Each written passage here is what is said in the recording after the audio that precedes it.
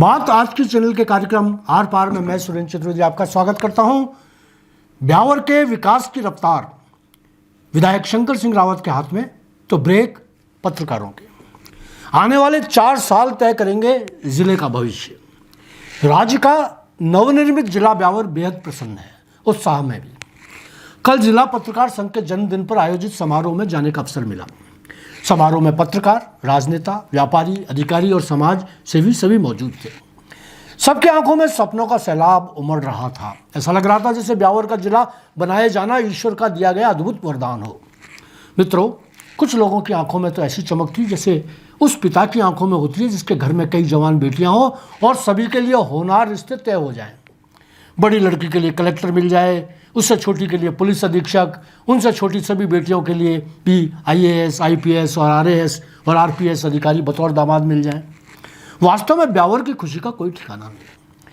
ठीक इसके विपरीत केकड़ी के लोगों की स्थिति उस पिता जैसी है जिसके घर में जवान बेटियां तो ब्यावर जितनी ही हैं, मगर जिनके रिश्ते तय होने के बाद टूट गए हैं, मानो सगाई होने के बाद टूट गई हो। कई बेटियां तो ऐसी भी हैं जो अपने पतियों के साथ लिव इन में रह ली हैं। अब उनके सुखद भविष्य के लिए केकड़ी परेशान है।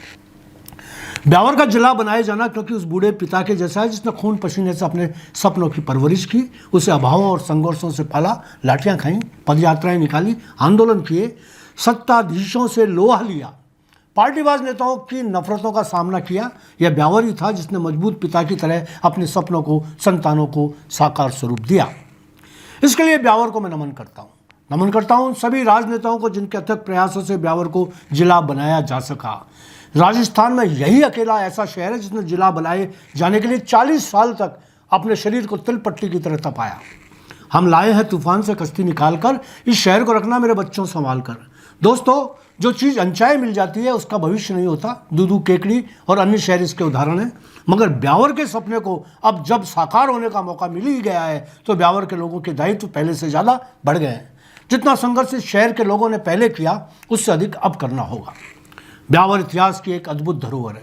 आज़ादी की लड़ाई हो या आज़ादी के बाद की, ब्यावर के लोगों ने हर दौर में इतिहास रचा है और मुझे यकीन है आने वाले कुछ ही सालों में ब्यावर देश के नक्शे पर सबसे स्मार्ट सिटी के रूप में विकसित होगा।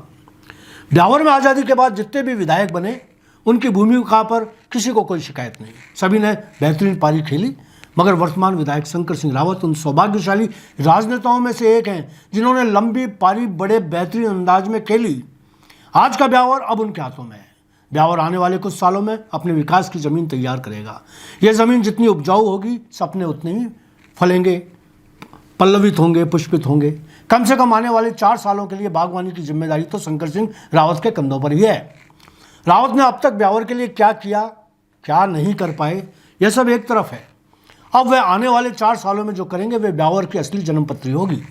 इस शहर में सियासतदानों ने जो किया वह किसी से छुपा नहीं। अच्छा बुरा जो भी हुआ उस पर बहस नहीं की जाए तो बेहतर होगा। बतौर विधायक शंकर सिंह रावत के बही खाते खोलने टटोलने का अब कोई मतलब नहीं।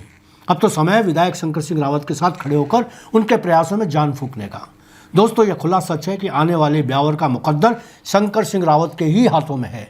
विकास के ताले की चाबी उनके पास है। यही वजह है कि उन पर विश्वास रखते हुए ब्यावर को सियासती मतभेदों से दूर रहकर उनका साथ देना होगा। विरोध उन पर नियंत्रण रखने भर के लिए हो सकते हैं मगर बाधा खड़ी करने के लिए नहीं। खासतौर से मैं अपने पत्रकार साथियों से करबद्ध आग्रह करता हूं कि ब्यावर के सपनों को सही दिशा देने के लिए वे सब भी एक जाजम पर आ जाएं। हम सियासत के जनसंपर्क अधिकारी नहीं, ना ही राजनेताओं के बदुआ मजदूर। हमारे चरित्र को चमकाने के लिए हम स्वयं काफ़ी हैं, लेकिन हमारा सकारात्मक होना हमारे शहर के विकास का मार्ग प्रशस्त करेगा। राजनेताओं को रफ्तार देने के लिए खुला छोड़ दें, मगर ब्रेक कहाँ लगाना है इस बात की भी सावधानी रखें। आज इतना ही, फिर कभी कुछ और। धन्यवाद। आज इतना ही।